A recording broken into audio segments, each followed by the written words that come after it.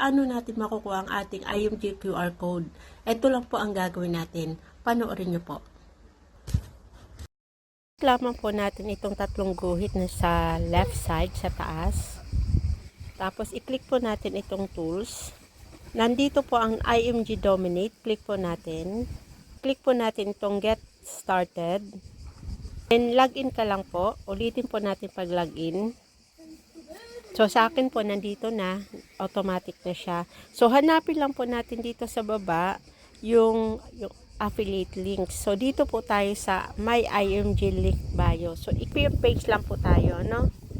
So, i-copy po natin.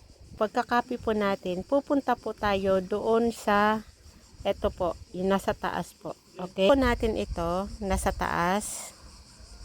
Ito po. Yan.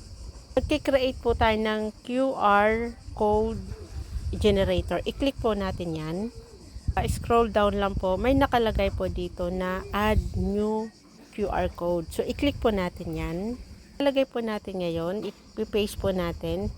Tapos, sa dulo po, ayan, meron siyang slash. Okay, then lalagyan po natin dito ang title. So, ilalagay po natin dito My IMG QR code. Okay? So, then ang gagawin po natin, i-submit na natin.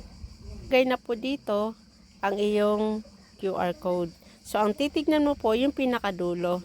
Ito na po yun. Okay? Ito na po yung QR code. Pwede mo na pong i-download, pwede mo pong i-edit, o pwede mo pong i-delete. Okay? So, ang gagawin po natin ngayon, i-download natin. So, download po natin.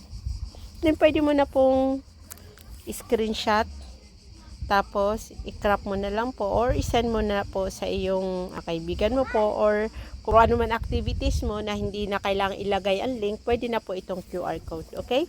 So, yun lamang po. Sana nakatulong. Kung nagustuhan nyo po ang video na to, follow or share na lang po para po makarating po sa iba. Salamat!